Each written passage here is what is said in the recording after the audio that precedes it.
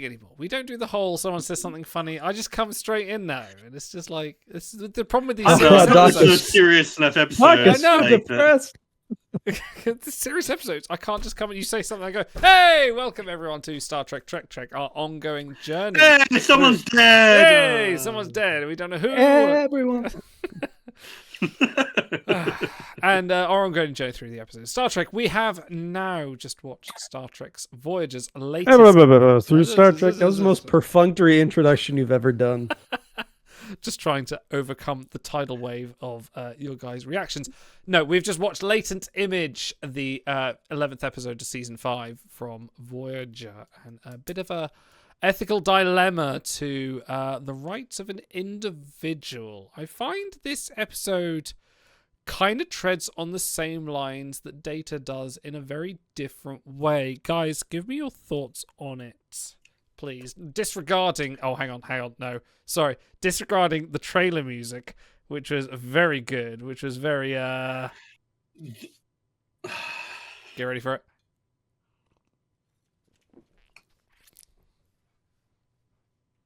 Oh, sorry, that wasn't coming through the stream. Anyway...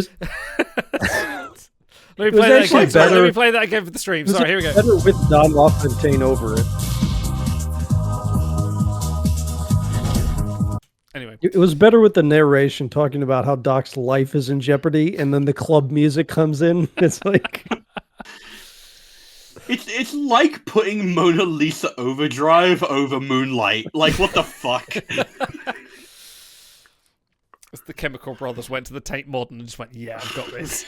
Okay, so I'll do a quick intro and then Stars takes reins because this was his choice.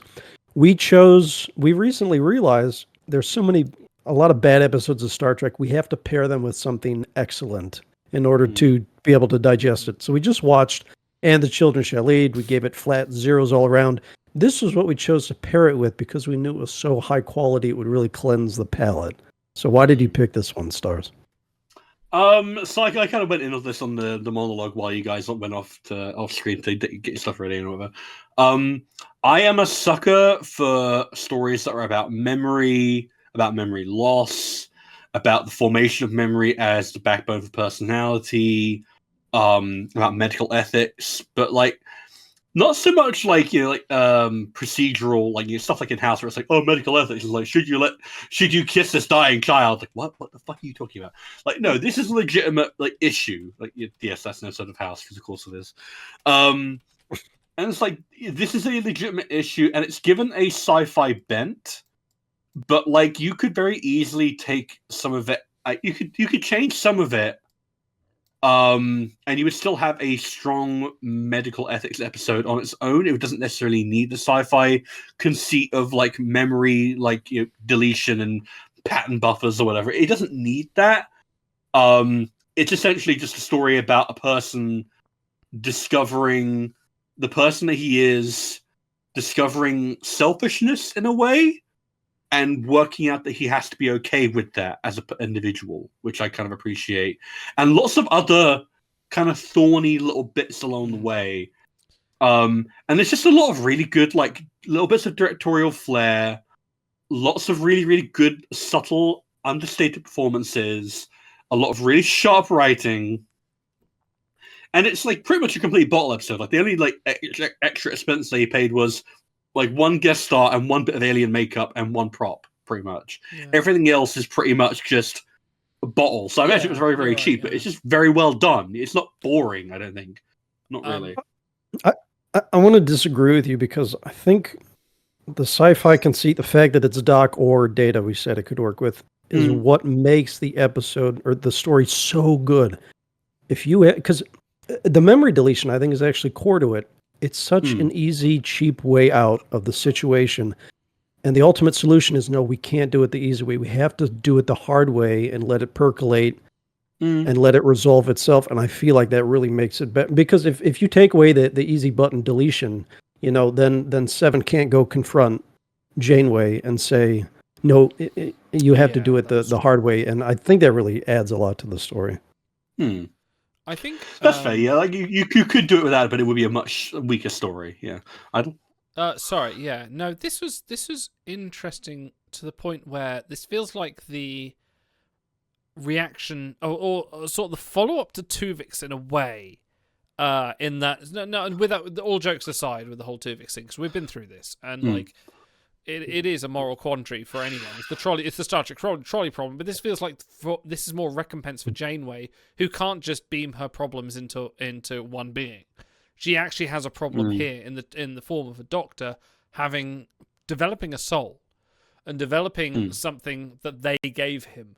And that they have to deal with, and she can't just kind of go like, oh, no, fuck it, I'll beam you back together. No, she's tried that. She's done the whole, oh, I'll just delete your memories. Hey, problem solved, fantastic. In my own Janeway, harsh, we need to get home way, making the tough choices out here in the Delta Quadrant, like she does, and, your own opinions on whether that's the right way to do things or not. But this feels like this is the kind of recompense for her, kind of going like, oh no, I can't just do that. This is a living being. I'm now, and Seven, like you say, Seven confronting with her to say like, no, the Doctor is the man you made him. You now have to sit and fall asleep in front of him in order to be good. By the way, now I'm picturing the EMH tied to train tracks and like countless ensigns tied to the other track, and they're like, which lever do you want to pull the lever? Okay. We all know we choose the Doc. Exactly. Okay, fun facts. Here we go. Written by Joe Minosky, who also wrote The Nth Degree, who also wrote Time's Arrow. I will hear no disparaging words against Time's Arrow. I love Time's Arrow. Also wrote The Chase, Future's End, Year of Hell, and also transgressed over to Discovery. He wrote Lethe from Discovery. I love Lethe. Lethe's an amazing episode. Yeah, he also That's also about memory. Yeah, I like writers that go from like the classic era to the new Trek, so that's kind of cool. He also this was also co-written by Eileen Connors. This was the only thing she did, so I think this is sort of like a bit of a 1-2 from then. This was directed by Mike Vijar. He has so many credits, but some notable ones I noted were Coming of Age, Empok Nor, Barge of the Dead. I feel Barge of the Dead is appropriate here, and Unexpected, just because I'm a complete gentleman and I had to. But yeah, no, carry on. I don't think the direction was at all fault. No, direction was good here. There was a lot of choice shots here. Oh, I mean an Unexpected, but... Oh, no. Yeah, Unexpected was entirely a scripting thing. But there is just a lot of directorial flair here. Just like starting off like right from the beginning with the view shot of the camera, which they return to multiple times. Lots of really like considered use of foreground, background, like, and just like changing of perspectives. Like just a little bit of like sleight of hand to maintain the tension a little bit longer. Like there was one slightly egregious use of slow-mo, but even then it's just like it sticks out a little bit because everything else is just everything else is just done so naturalistically that the slow-mo felt a little bit out of place because it wasn't quite so naturalistic. But everything else, like he knows exactly where to draw the camera to maintain the feel, to get claustrophobic, when to pull back. He gets the emotional intensity for it was just right every time. I want to recommend, I don't think I've ever done this before, recommend if you're watching this and you like the episode, you think you might, go back and listen to our watch along, because there's so many I can't even remember. Almost every time the director has to make a choice, he makes the right choice. And we call out a lot of them, like when there's a tight shot on Doc, it's done for a reason. He's in a reverie, and then that's broken when someone walks in. Or they do a certain angle of the camera. It's purposeful. It's not your standard perfunctory, what do we call it? Not mediocre blocking, but you know what Star Trek is, very formulaic blocking. Standard blocking, yeah. It's not that. They do so many interesting angles, so many good choices. And I think I even said once or twice, like when the actors pause before they say something, it's the exact right amount of time because you can follow the thought process and then they say something. So I don't want to keep comparing the past episode we watched, but like that had wrong choices at every possible turn. This had right choices at every possible turn. It was so refreshing. Yeah, and it's like, I feel like, especially with dictatorial things, like, it is kind of tricky. We talk about how it's like a bottle episode, like, that there's had very little external elements. And yet, when they wanted to create like a feeling of unease, they were very much able to do it. Like the shot of the medical, like the sickbay computer with the doors opening and you don't get to see who comes in.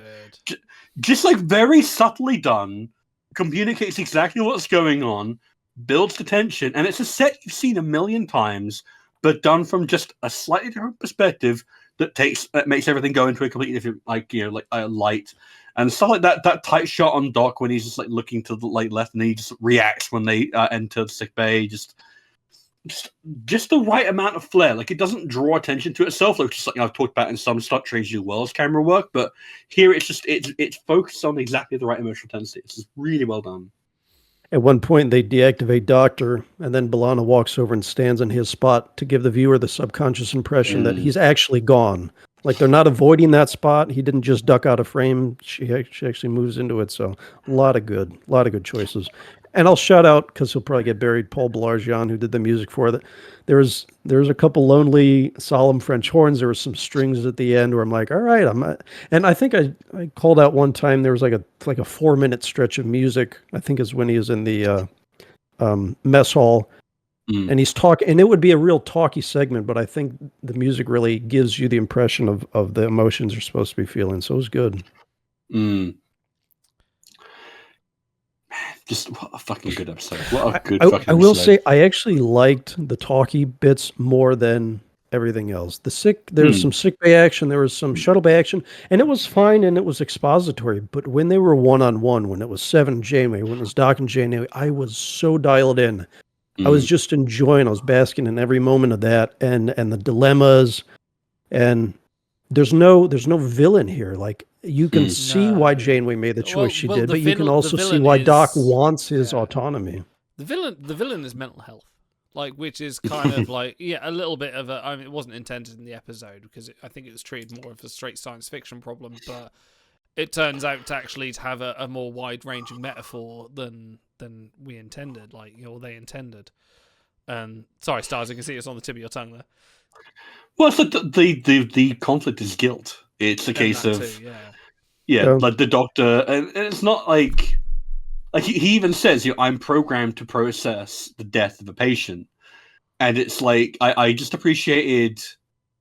You know what? Yeah, you know what, Otto, you're completely right. This works so much better as a sci-fi story because, like, that line of there was a conflict between his cognitive and what logical subroutines, like the conflict between what he thinks and what he knows, in terms of why the conflict arises in the case of what he feels about Jatal versus what he knows as a doctor, and that feedback loop.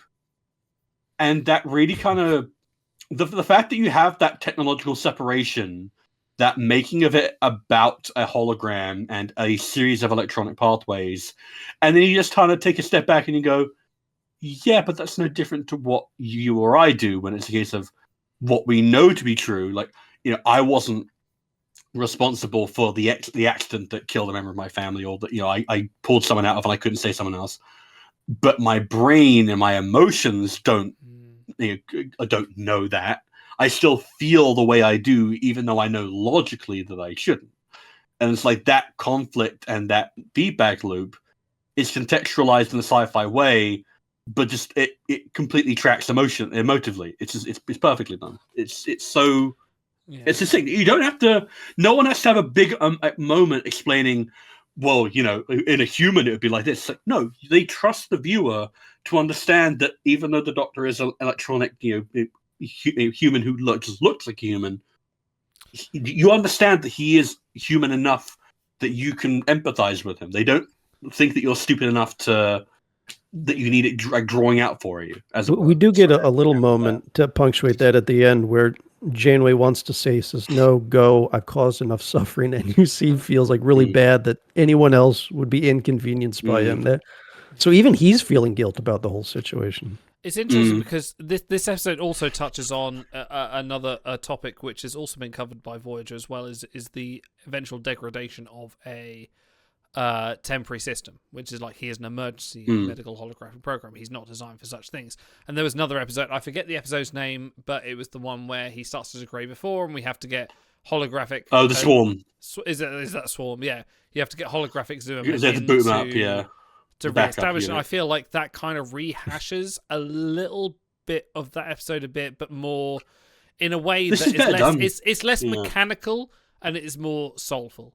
And I feel like it and this is kind of A lot my of fault soul. for the episode, is they don't telegraph, like, this works great for a serial, like for a serial episode. If you've watched every episode of Voyager, this works great. But if you're sort of like going, oh wow, I've not watched this Star Trek since 1996, I'm just going to tune in for an episode and go, well, okay, what's he worrying about? You just had to make a choice. You don't understand the historic progress of the Doctor. I feel there's not enough here to determine, say, like, no, wait, he is holographic. He is now developing a soul. This is important.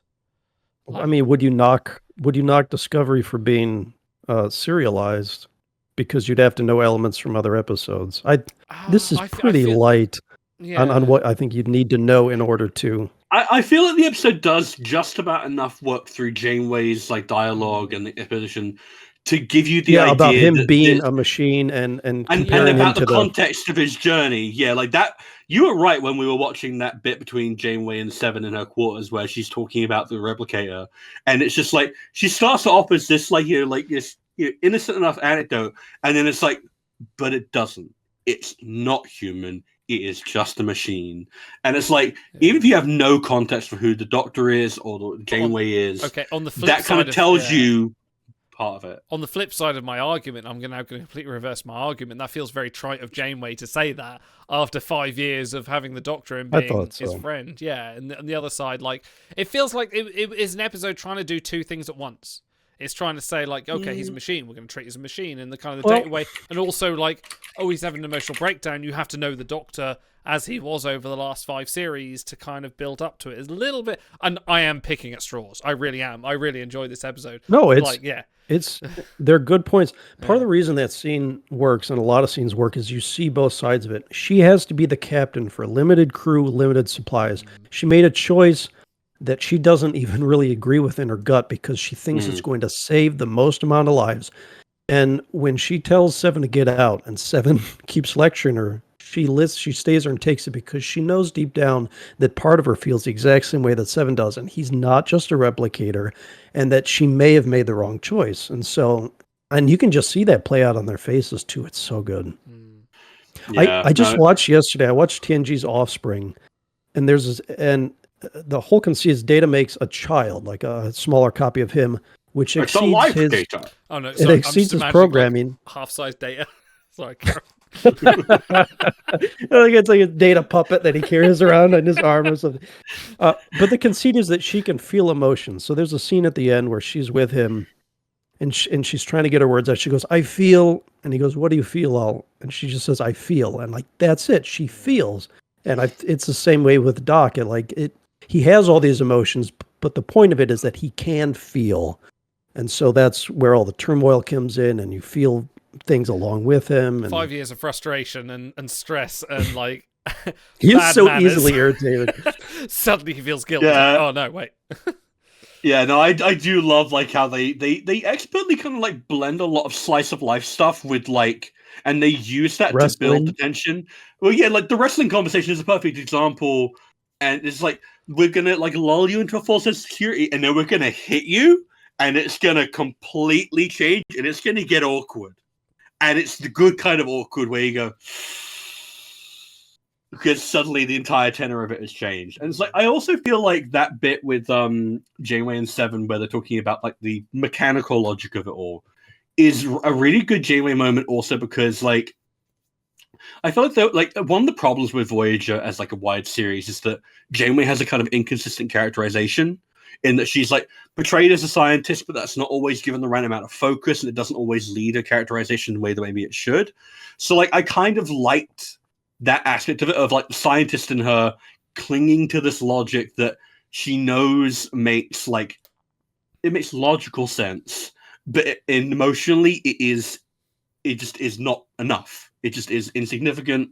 It's insufficient, and that's why she lets, like you said, she lets like Seven beat her up about it, because she knows that she's wrong, and she wants to be proven intellectually wrong as well as emotionally. And like, it's just a good Janeway episode, and that like it kind of focuses on the flaws of having to be utilitarian and having to be a little bit cold, and like, like the whole like fandom thing of like, oh, war criminal Janeway. It's like, I feel like that's a mass over exaggeration. But it's a case of I like that Janeway has an element of coldness to her because she kind of has to, and she should be allowed to because guess what? Sisko and Picard are also allowed to be cold, and this is one of the better examples of her being cold and how that informs the story and changes it. Let me ask you. I agree with all that, by the way. How much of Hmm. that is because she's a woman and the writers said, well, if we're going to do a female captain, we have to make sure that she's a certain way See, so that okay. people This buy is into her where- and think she's allowed to be a captain. No, this is why I love Kate Mulgrew as an actress, or even an actor, is that she transcends the lines so well. I've never once thought of, even in the early days before we knew, before,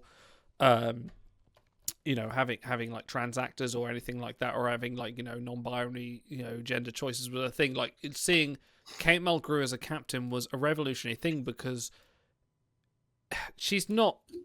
I can't describe it. She's not a female captain. She's just a captain. Yeah, exactly. And it kind of like, she makes these very hard choices. She is dispassionate. She's doing and it is Scorpion is a great example of it as well. It's like, no, I am doing everything I can to get my crew home. I am being devoted. None of that matters to I think that's it. None of it matters to gender. And that's the thing that Kate Mulgrew as Janeway showed me when I was growing up is like, it doesn't matter about these choices you have to make. Gender matters absolutely zero. You get the job done. A little bit of Jellicoe in there with Janeway, I feel. Get it done, and that feels like Janeway here as well. It's like, I need to get this bucket of crew home, this bucket of incompetence home as much as I can. I've got this hologram that's just about trying not to kill everyone on the ship because he can't make a decision between one crew member or the other, and we're just going to get it done. And she realizes her error through this, and she says, okay, no, we're going to have to take the long road. We're going to have to take the hard road mentally and just work him through it. And that's really nice. Like, to say, like, I can't just wipe his memories. I can't just, like, take the easy road. We have to spend some time here and just make him right. I feel like part of it is that like the writing can be inconsistent on Janeway, but I feel like they did just enough, especially in the early days. I think it was Jerry Taylor, was it like the big like kind of like story lead on this, and it's like I always come back to the Phage, where we really complimented her acting, like in her reaction to learning about the Vidians as Phage and everything like that, and it's like it would be very easy to make that like a thing of she's a woman, so she feels it more than Picard or whatever. But it doesn't come across that way, and I feel like that's like a perfect synthesis of like the writing, which for the and 90s also Mulgrew knowing how to play. Yeah, like there is like we talking about how bad Andromeda is with like, this kind of shit. God, and it's like the way that this completely straddles the line, so that you buy Janeway as a command presence, and there's just like, and she is is qualified. She is so that's the reason she has such a fan base, like. Through through all genders is because she subverts it so well. We're getting a little far away, but I'll also say I can't think of a single time where they sexualize her. There's a couple, like when Q is on the ship and she's in like a bubble bath or something. That's the closest they get, and that's not a sexual thing. So that's more like okay. I feel like they sexualize Picard more with the Q around. Oh, so much more. Are you kidding me? he has a lot of love affair episodes. Although the episode right before this, Counterpoint, we see a great example of her romance, where she's still the fucking captain the entire way through, but they do let the hair down just enough that you're like, oh, I want more of that. So you created false readings. I thought that was the theme. The theme of the evening. Oh, so good! Can't wait to do that one. That one's my favorite. Wow. But... Yeah. That's good. Yeah, all right. If you're following along, we're hoping to do all of season 5 of Voyager because there's so many good episodes. No, don't move us along yet. I have a couple more things I want to bring go up. on. There's a lot to talk about. This episode's really fucking good. It is. All right, I want to ask you guys about the last scene because in the memory alpha, they designate like half a dozen paragraphs to talking about this. Apparently, it was written differently by Manaski. Janeway didn't leave at the end. They didn't detail everything, but like apparently all the actors were saying they really liked it and wanted to do it that way. They said they were going to film it both ways, but they only filmed it the one way. What did you think about that last scene? Was it pitch perfect? Was something off? Would you have changed anything? I think, yeah, I read the same article, and I don't know whether it's a case of hindsight. I feel like there's a couple of wrong things here. It's like, Tuvok comes in and says like, "Oh, you've been here for 16 hours. You should take relief." And she's like, "No, I'll stay," and then immediately falls asleep. Like, is she just sort of there? Like, it feels like she's on suicide watch a little bit. Like, she's there. Tiny bit. Yeah, a tiny bit. Sure. But, like, Yeah. should she fall asleep doing that? Like, it feels like a little bit irresponsible on her part. It feels like maybe she Stars, should what stop it. did I say this week? I messaged you about this. You remember? I don't. Sorry, my memory is awful. I Oh, okay. apologize. I know you messaged me, but Because I knew the No, episode was also, upcoming. don't tell him he'll have the same ethical quandary. We can't do this again. I've deleted your memory, Stars. You have no idea what I said. No, I said I like that they actually have her fall asleep. Instead of doting on him and tending to him.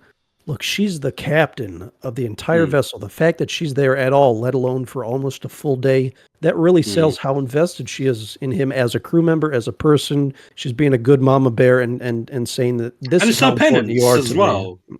Yeah. Yes, a good point. As from my point of view on that the thing is that I think it is. I do like that it's relatively open-ended. That it doesn't just neatly close the book on the trauma. That it's a case of, no, this is going to stick with the Doc for a while. He is not fixed, because trauma and guilt and the bad memories that we carry with us will stay with us, and they don't just go away. They just become more easier to bear and easier to deal with. So I appreciate that aspect of it. I just feel like I understand the intention with the poetry piece, but it feels a little bit too romantic. Like I feel like I'm not familiar with the poem itself. I probably should have read up on it before we did this, but the way that it's La Vita Nuova. They did say that they editorialized the translation so that it sounded like a better quote for the episode. So it's not a direct translation of the. Yeah, because I read a fair bit of poetry, and it's like I feel like there would maybe have been a better passage that was more appropriate. But it's the case; it felt a little bit more like we need something like you're poignant to end it on, and I feel like it gets the point across of, every time you meet someone and you form a memory and they become part of your life, it's part of a wider tapestry, and it starts a new life every time in a way. But I feel like, and it's like that's a nicely hopeful message.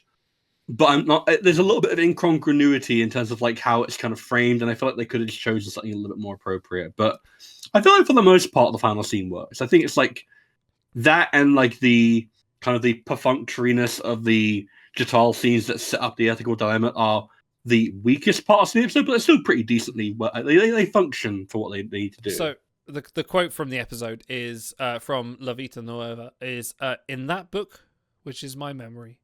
On the first page of the chapter that is the day when I first met you, appear the words, "Here begins a new life." And I like that because it's subjective. It's entirely subjective. It's like, I've seen you for the first time, and from my perspective, here is a new life.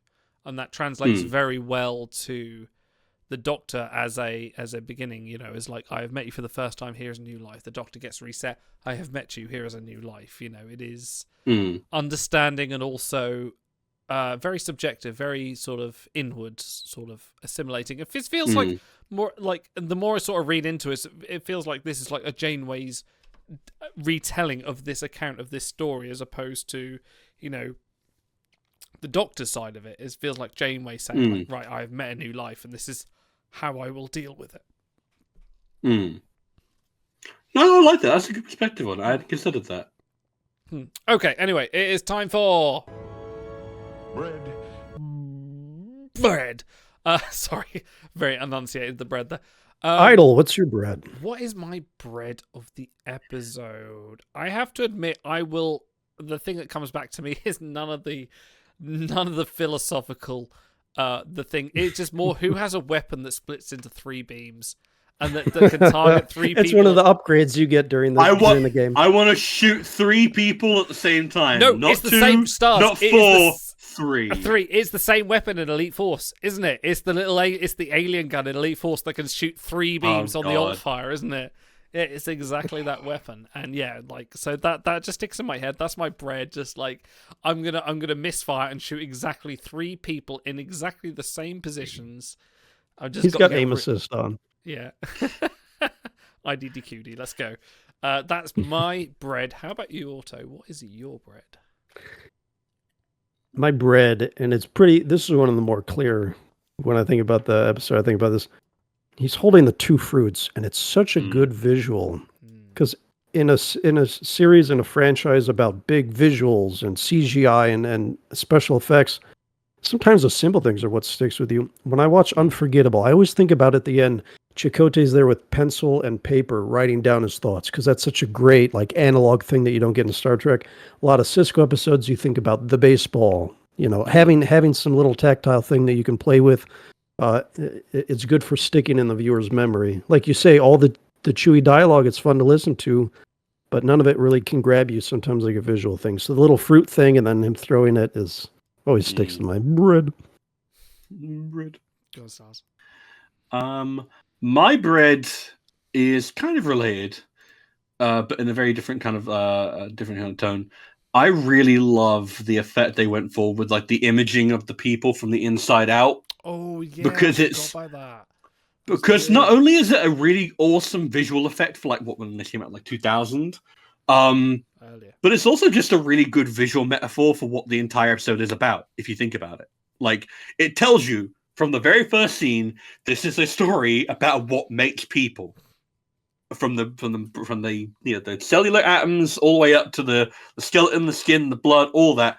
What is it that makes people? And it's memories, and it's about like the images of I don't know, like something about that, and like the simplicity of it, and how it's threaded throughout the entire episode. Like the focus on photography and just on images and how you interpret them, and just like the whole feedback loop that Doc gets into is all about interpretation and how you choose to view something. Is this a trauma, or is it a learning experience? Is it both? Is it neither? And it's just like, and they do it just enough times that it's very memorable, but they don't overdo it. Like it'd be so easy to overdo it. They only do it like 2 or 3 times, and it's just like every time you do it, it's well done. And it serves a good narrative purpose. So yeah, I'd say like the hologram reconstructions of the crew is probably my bread. Bread. How about our? The best advice I can give you is to just be yourself. Be yourself. You're the worst thing that ever happened to Zek. You're the worst thing that ever happened to me. Actually, that's the second best piece of advice. In fact, you're the worst thing that ever happened to the Nemo, I entire will not hear world any of your disparagement against Elite Force. No. Just stop saying. Okay, best and worst moments. Hey, I'm going first. Okay, so I'm going to jump the gun. My best moment was definitely the conversation between Seven and Janeway.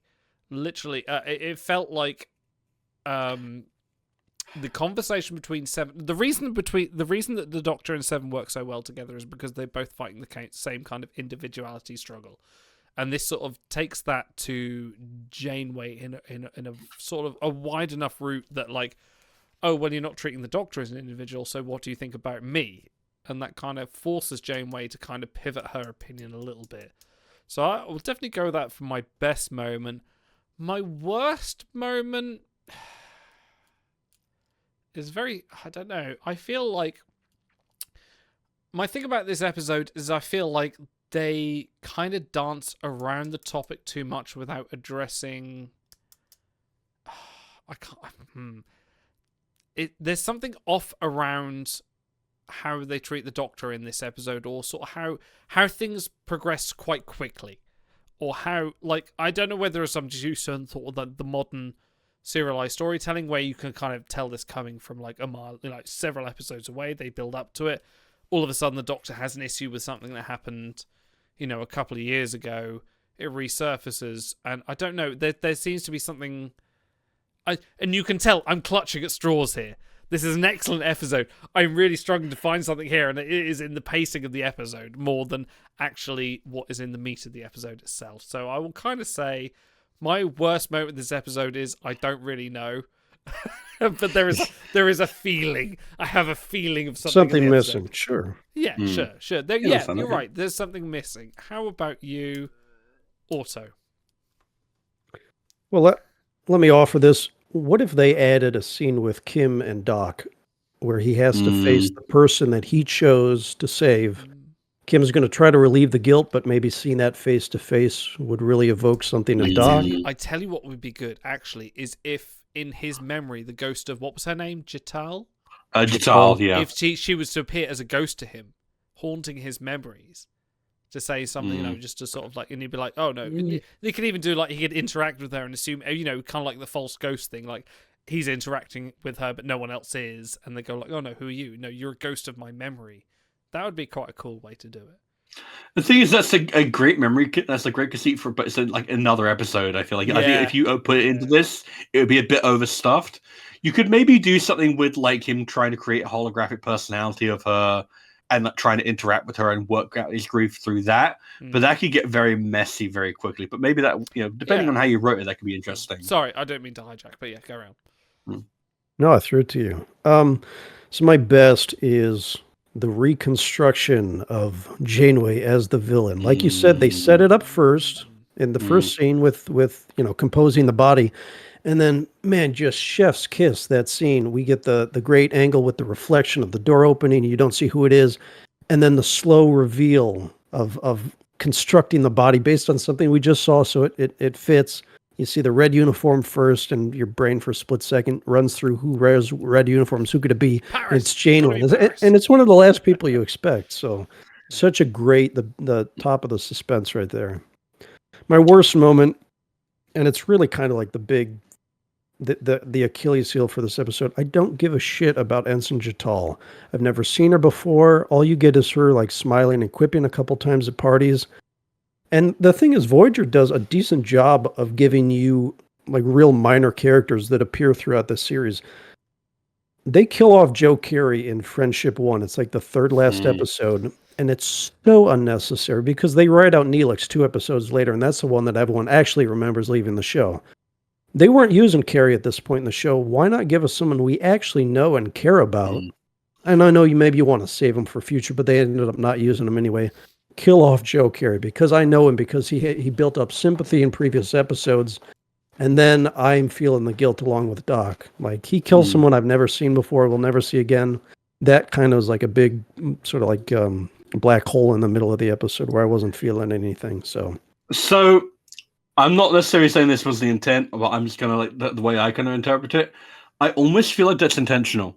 I almost feel like it's intentional that you don't get much of an impression of her and that she's just kind of a generically nice person because the Doctor doesn't know her. Like, that is intentionally, he makes the point of, I had a choice and I chose my friend. And it's like, I didn't, implying that he is not Jital's friend. And guess what? She's not in the main credits. She is not a character that we know on the same degree as Harry Kim.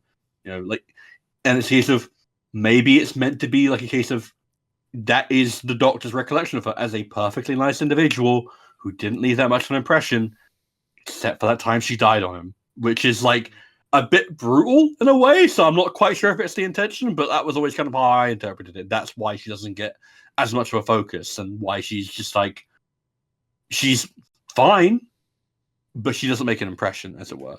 She did kind of, I kind of like the impression she made though, because it felt like she was a natural part of the crew. Like, she was in, like, early on, she was like, oh yeah, I've got to do this for, something, Paris or Taurus or wherever it was in the early days. It's like, oh wow, she feels like a natural member of the crew already. Like, can we get some more of her? Oh no, she's dead. Could we have not killed Kim instead? No? Oh, okay, fine. No, because he's one of people's top 50 sexiest men alive. Fine. That was the previous series. That's why we got rid of Kess, weirdly. He's down to the top 150 now.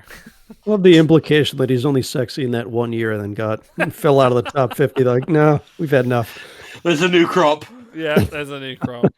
All right. It is time. I didn't do my best and worst. Oh, you haven't? Sorry. No, we're out of time. It is time for our rating. We're going to be brute. You're the Ensign Jital of this show. Yeah. I'm sorry, I feel really bad saying that. I shouldn't have said that. Nah, it's all good. So I'm gonna go with the worst moment being the slow-mo on the bridge. Yeah. I feel like it's the one not directorial misstep, but it just overplays its hand a little bit. A little bit. It's just a little bit too much, and it's fine. It just sticks out a little bit. My best moment is categorically again on the bridge, but it's when the doc comes up and they're having the conversation about the sumo. Oh, talk a about mutiny. sumo I guess that's better. wrestling. Yeah, Forgot about that. I guess that's better than the conspiracy. And the look on Mulgrew's fucking face.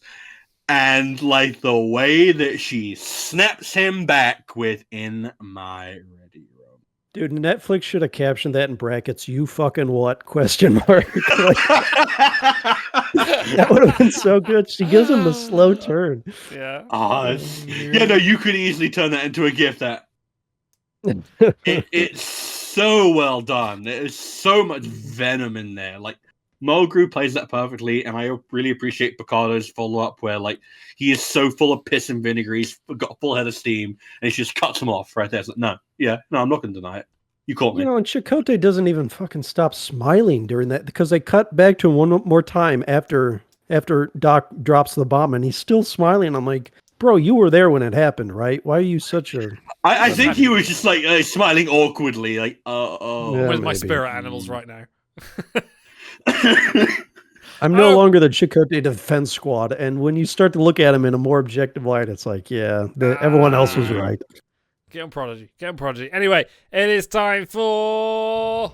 I can show you my rating code. Schiller rating 3.5. Associational rating norm -3. That's much too low a rating. I was not accustomed to seeing an unsatisfactory rating on a member of my crew. Our crew has only nothing but satisfactory ratings. Stars, with your frantic typing, which I can only assume is brainstorming our rating criteria this week. What have we got? I was actually enjoying the conversation so much that like I was not thinking of our rating criteria, so I come up with one on the fly. But if you've got a better one, then I'll happily take that one. I've got how many conspiracy revealing photon buffers out of 10? That's pretty damn good. Conspiracy revealing photon buffers. I don't think no, I think that's it. My other thought was how many Jatal fruit. By the way, just so we don't let it pass, Ethan Phillips did a good job. Yeah. Even in season 5, there's parts of the Federation that are a little alien to him, and he doesn't know how psychotic this hologram might get, and he was properly, golden stream down his leg. It was good acting. So okay. Let's start with you, Otto. I'm going to need you to give me at least a good 3-minute explanation on your rating on this because I'm going to need to go to the toilet. I'm so sorry because I am absolutely busted. I'll throw it to Stars after All right, I'm Stars, done. you go for what is your rating, please? All right. So yeah, I suggested this, and I think I was talking with you, Otto. It is one of my favorite episodes of Voyager. I love Doc episodes, but this one I feel like dials down on some of his less unflattering aspects. Like, I love someone to watch over me, but when you think about it, it does kind of make him out to be a bit more of a dick when you think about it objectively. Yeah. But this, he is very much a victim, and all of his flaws are more humanizing than they are annoying here. Like, all the stuff like with Naomi in the beginning, it's like, you kind of empathize with it, play for a bit more comedy. It doesn't wear on you, which I feel like elevates this above a bit. There are a few bits and pieces here that kind of like don't quite like sell it. Like there are tiny missteps, but I wouldn't say like they are bad. It's just a case of like maybe in the interest of subtlety, you could have made a different choice. Like the slow-mo, for example, is the big one. Maybe they could have tightened up the writing on Jatal. Maybe gone for a different actress for a bit more of an impression. I don't know. That being said, it's still easily one of my favorite memories of. One of my favorite episodes of Voyager. One of my favorite memories in living in our memories. I'm going to have to be objective, which is hard for me. And I'm going to give this a 9.975 conspiracy revealing photon buffers out of 10. For some reason, I didn't think you'd go that strong, but No, you're right, really because liked this episode. I did a Voyager rewatch, I think within the last year, or at least I finished within the last year, and I'm pretty sure I messaged you about it. Especially in the later seasons, there's a lot of episodes where Doc is a fucking creep, or he abuses his role as physician with relation to Seven. And so you're right, this was him as innocent as can be. He didn't do anything wrong, and that really helps you feel the guilt of everyone involved in the empathy and such. I'm pretty close to this. Is a great, great episode. You didn't sell me at all on the Jatal thing. I still think she was a bad choice. So that's why I'm going to bump it a shade off perfect. It's 9.8 conspiracy buffer thingamajigs out of 10. This one really grabs you as you're watching it. Like you put the phone on silent. Don't bother me for another 42 minutes. And the talkie bits were they were better than all the rest of the bits, which is how you know it's a good one. Like it's courtroom sort of quality in the mythos of put two people in a room and let them talk, and I am absolutely gripped. So, and then the directorial choice on top of that were really good. Everyone acting, man, even Naomi was like, this is some of her best. She got the little tongue-in-cheek joke where I'm like, all right, that's endearing. Almost everyone except fucking Pace Chicote, sorry buddy, was good in this episode.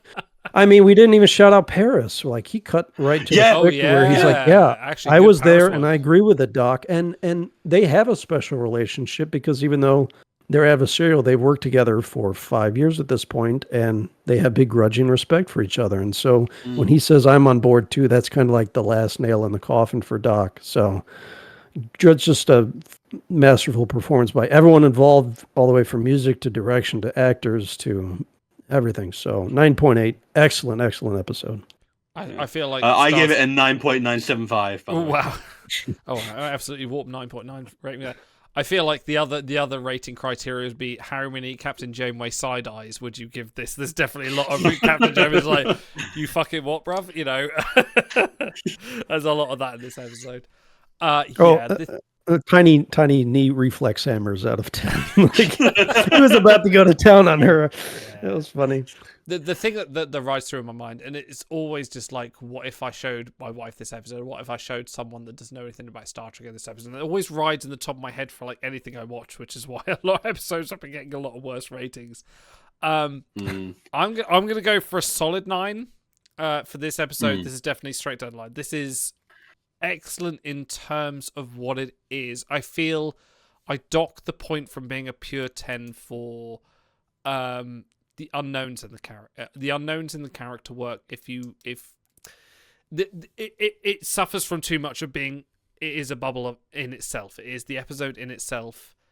Whereas if you compare it to the Doc's other individuality struggles, like, you know, being repaired by his own emergency maintenance hologram, the whole Beowulf arc, the whole, you know, there are other elements of the Doc's individuality that have come into question before, and this isn't the first hard decision he's had to make. He should have something in this programming that would say, like, oh, well, this is the most logical choice to repair crew, but I get the intentions for the mental health side of things, which definitely bumps up the score quite a lot, because you can't help be prepared for everything, and sometimes you do just need someone sleeping on a couch next to you while you work out things in your brain to get over your problems, and I can sympathize with that a lot. So that is definitely 9 conspiracy revealing photon buffers out of 10 for me, which brings this episode to a fantastic 9.6. Which, hang on, sorry, I've just got to scale this. It's going to take me a while to scale the spreadsheet up. Oh, you're falling We've got to apart. reprogram idle. I have had a few light ales this evening. Is this the best Voyager we've done so far? I'm going to tell you in a minute. This is certainly better than Phage. This is... Because if we're going to be doing season 5, Voyager's going to go up. Yeah, this is the number 6 episode, the 6th best episode we have watched so far. It beats Charades. It's just under the cloak of war. The next Voyager episode, the next Voyager episode we thought was good was Phage. Underneath that, oh, it's a long Time way and down. again. Oh no, sorry, Blink of an Eye. Blink of an Eye we gave 8, so not that far. Voyager sits high, so it was a good rating.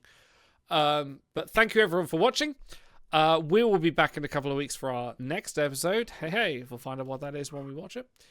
Probably more Voyager. Also, are we going to start from night and work our way through? Or I think so. The Summer of Voyager. The Summer of Voyager. I think it'd be good. I mean, it's not as serialized as something like DS9, but I think to see the arc of the characters and just the quality of Berman era sci-fi and why a lot of people fell in love with it, I think it's going to be a good exercise. So Night is such a good episode. Night is probably going to be Night is proper Star Trek. Yeah, it's that's so probably going to be a 10 out of 10 for me. I don't know. That's it's very good. Anyway, I struggle to think of a problem with it, but yeah, I'm excited. I feel like this is going to be the Chakotay sitting around the table going, opinions, everyone. And then the Belanotaurus is like, actually. Thanks. Yeah, thanks. You know, the only way to improve it is if they would have killed off Joe Carey in that episode, too. I think that would have really. Oh, no. I tell you what, we've actually forgotten a segment that you invented, Stars. We've forgotten how would this episode be fixed with a box? I still don't understand what that means, so you're going to have to let me know. I think, you know what? If you put the Doc under a box rather than rewriting his memory and let him just work out, it would have fixed the problem. Wait, what if instead of a fruit bowl, he plucked it out of a fruit box? There you go. Like one of those Chiquita banana cardboard boxes. You know? On that note, we will see you next time. Live long, prosper, and ta-ra.